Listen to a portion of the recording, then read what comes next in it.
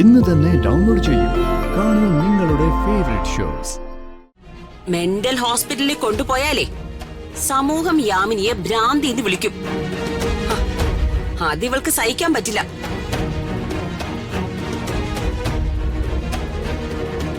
ദേ, നീ കാര്യങ്ങൾ അറിയാതെ എങ്ങനെ എടുത്തു ചാടരുത്. കാര്യങ്ങൾ അറിഞ്ഞിട്ട് തന്നെയാ ഞാൻ എടുത്തു ചാടുന്നത്. എനിക്കൊരു 10-20 വയസ്സ് പ്രായമുള്ളപ്പം എന്റെ ശരീരത്തിലൊരു സന്യാസിയുടെ ആത്മാവ് കയറിക്കൂടി. ആ ആത്മാവ് എന്റെ മനസ്സിലിരുന്ന് ചില മന്ത്രങ്ങളും തന്ത്രങ്ങളും ഒക്കെ മൂളിക്കൊണ്ടിരുന്നു. അങ്ങനെ ഞാൻ വീട്ടിലിരുന്ന് ചമ്പരം പടിഞ്ഞ് ഒരേ ഇരിപ്പ്. അതെ, എനിക്ക് വട്ടാണെന്നും പറഞ്ഞ് എന്റെ വീട്ടുകാർ എന്റെ തലയിൽ നെല്ലിക്കാത്തളം വെച്ച്. ഓ, തണുപ്പ് സഹിക്കാൻ വയ്യാതെ സന്യാസിയുടെ ആത്മാവ് ഇറങ്ങിയങ്ങ് പോയി. പക്ഷേ പോയപ്പോ അങ്ങേരെ എനിക്ക് ദിവ്യദൃഷ്ടി തന്നിട്ടാ പോയത്. അപ്പോ ഗുരു അമ്മിണി ദേവിന്ന് പേര് മാറ്റണം.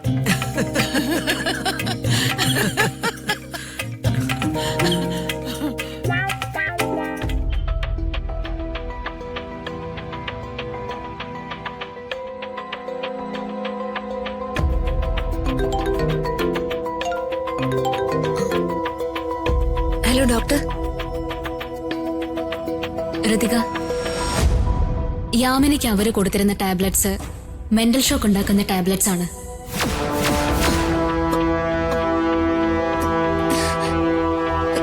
ഡോക്ടർ എന്തായി പറയുന്നത് സത്യമാണ്. അത് കണ്ടിന്യൂസ് ആയിട്ട് അവർ കഴിക്കുന്നുണ്ടെങ്കിൽ അവരുടെ മാനസിക നില ആകെ കുഴപ്പത്തിലാവും. ഇനിയിപ്പോ എന്ത് ചെയ്യും ഡോക്ടർ?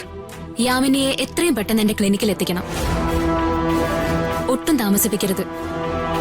അവർക്ക് അതിനുള്ള ആന്റി മെഡിസിൻ കൊടുക്കണം. അതൊരു ഇഞ്ചക്ഷൻ ആണ്. വേഗം എത്തിക്കണം.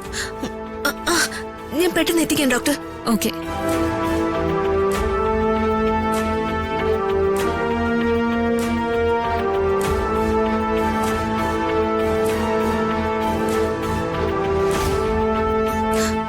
സാന്ദ്ര, മാഡം, എത്രയും പെട്ടെന്ന് ഒരു ആംബുലൻസ് എന്റെ വീട്ടിലേക്ക് എത്തിക്കണം. എന്റെ വീടെന്ന് പറഞ്ഞ ഹസ്ബൻഡിന്റെ വീടല്ല, അച്ഛൻ താമസിക്കുന്ന കുടുംബ വീട്. മനസ്സിലായി മാഡം? വേഗം അയക്ക് സാന്ദ്ര. എന്റെ ചെറിയമ്മ ഒന്ന് ഹോസ്പിറ്റലിൽ കൊണ്ടുപോകാനാ. ഓക്കെ മാഡം, ഉടനെ വരാം.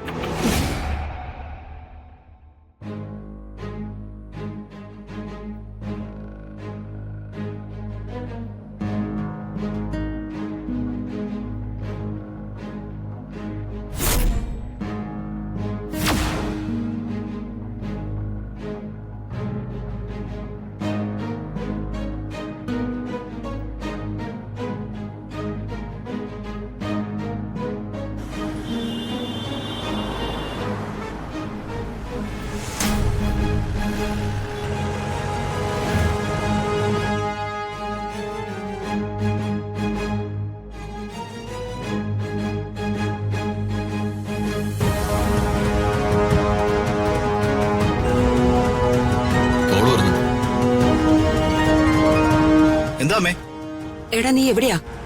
ഞാനിപ്പോ കോളേജ് റോഡിലാ. ഗോഡൌണിലേക്ക് പോവാ. നീ ഇപ്പൊ അങ്ങോട്ട് പോണ്ട. വേഗം വണ്ടി തിരിക്ക്.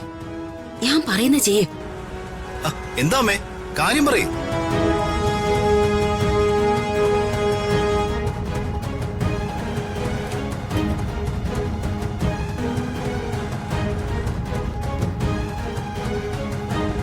ശരി അമ്മേ. ശരി.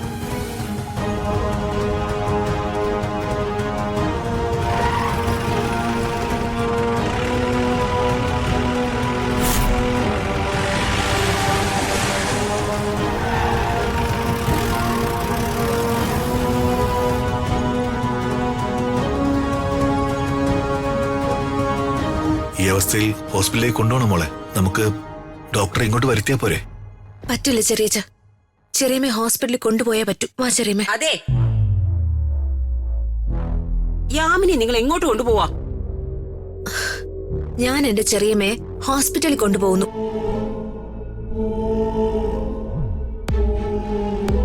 നീ നിന്റെ ചെറിയമ്മയെ ഹോസ്പിറ്റലിൽ കൊണ്ടുപോകുന്നു? അപ്പോ ഞങ്ങൾക്കാർക്കും യാമിനിയോടൊരു ബന്ധവും ഇല്ലേ?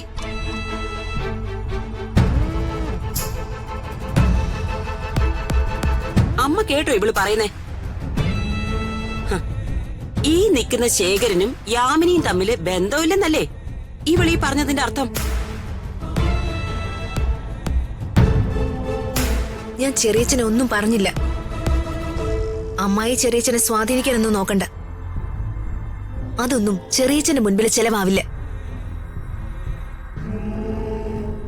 യാമിനിയെ ഹോസ്പിറ്റലിൽ കൊണ്ടുപോകണ്ടെന്നാ എന്റെ അഭിപ്രായം. അതെന്താ? കൊണ്ടുപോയാലെന്താ?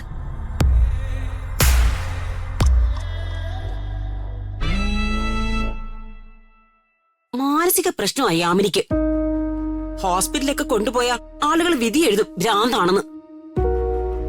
ഭ്രാന്താണെന്നൊക്കെ പറഞ്ഞ അത് അപ്പുനെ ബാധിക്കില്ലേ?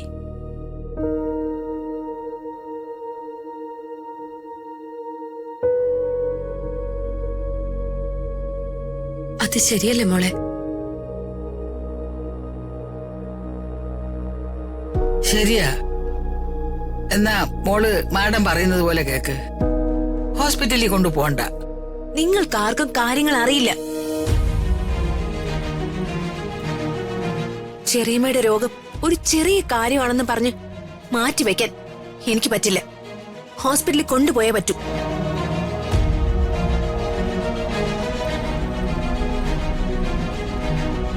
മെന്റൽ ഹോസ്പിറ്റലിൽ കൊണ്ടുപോയാലേ സമൂഹം യാമിനിയെ ഭ്രാന്തി എന്ന് വിളിക്കും.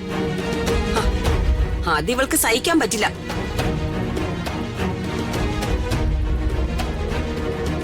ദേ, നീ കാര്യങ്ങൾ അറിയാതെ എങ്ങനെ എടുത്തു ചാടരുത്. കാര്യങ്ങൾ അറിഞ്ഞിട്ട് തന്നെയാ ഞാൻ എടുത്തു ചാടുന്നത്. അങ്ങനെയാണെങ്കിൽ നമുക്ക് കൊണ്ടുപോകണം മോളെ. കൊണ്ടുപോണം ചെറിയച്ച. എടി, നീ എന്ത് ധിക്കാരോട് ഈ പറയുന്നേ? അല്ല, അമ്മയെ അപ്പൊക്കെ എന്താ ഒന്നും മിണ്ടാതെ നിൽക്കുന്നേ?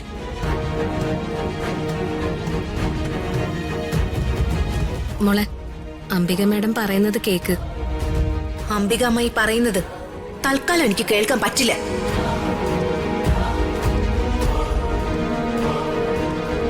അപ്പോ നീ എന്താ ഒന്നും മിണ്ടാതെ നിൽക്കുന്നേ? ദേ, നിന്റെ അമ്മയാ ഇവള് ഹോസ്പിറ്റലിൽ കൊണ്ടുപോകാൻ ശ്രമിക്കുന്നേ. എന്റെ അമ്മ ചേച്ചിയുടെ അമ്മ തന്നെയാ. അതെനിക്ക് നന്നായിട്ട് അറിയാം. ഓ, ഞാൻ സ്നേഹിക്കുന്ന പോലെ തന്നെ എന്റെ അമ്മ ചേച്ചി സ്നേഹിക്കുന്നുണ്ട്.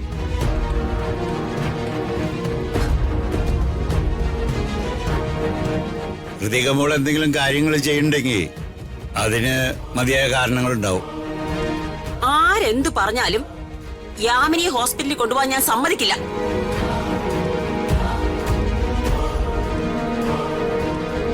നമുക്ക് യാമിനെ ഇവിടെ ചികിത്സിക്കാം.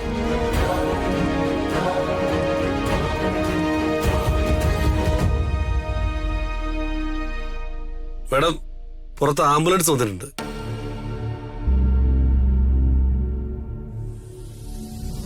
ദേ, ഇത് പ്രതാപൻ അറിഞ്ഞ വലിയ പ്രശ്നമാവേ.